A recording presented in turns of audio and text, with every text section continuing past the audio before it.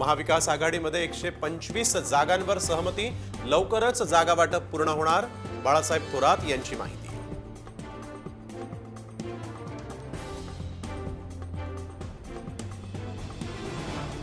मुस्लिम समाजाच्या विरोधात बोलू नका, अजित पवारांनी टोचले सत्ताधारी नेत्यांचेच कान, एखाद्या समाज घटकाविरोधात बोलणं चुकीचं, अजित पवारांचं वक्तव्य।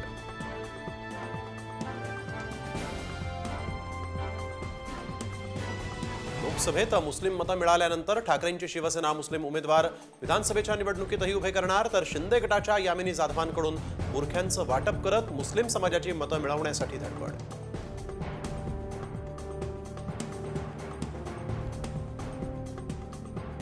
अजित पवारांचे खंदे समर्थक अण्णा बनसोडेंच्या होर्डिंगवरून राष्ट्रवादीचं घड्याळ गायब, विधानसभा निवडणुकीच्या तोंडावर बनसोडे वेगळा निर्णय घेणार असल्याची चर्चा।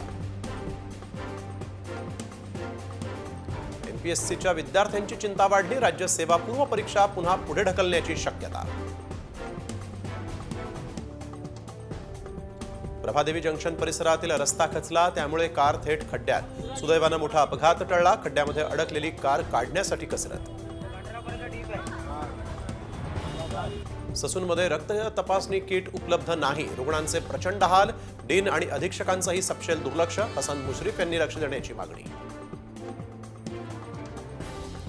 सांगली महापालिकेच्या वार्षिक अनुदानामध्ये 66 कोटींची घट, लाडकी बहीण योजनेमुळे अनुदानाला कात्री, इतर योजनांचा खोळंबा। पुण्यातील रेल्वे ट्रॅकवर आता आयबीची नजर, पुण्यात जवळपास 20 संशयित ठिकाणं, घातपात रोखण्यासाठी सीसीटीव्हीची असणार नजर, ट्रॅक आणि इंजिनमध्ये आता सीसीटीव्ही कॅमेरे बसवणार। गोसेखुर्द धरणाच्या पाण्यामुळे गडचिरोली जिल्ह्यात मोठी पूरपरिस्थिती, कोटगल बॅरेज इथं पुरात अडकलेल्या 30 जणांना रेस्क्यू करत बचाव पथकानं काढलं बाहेर। लालबागच्या राजाला आतापर्यंत 2,30,00,000 रोख रकमेचं दान, तर 1,73,00,000 सोनं चांदी भाविकांकडून अर्पण।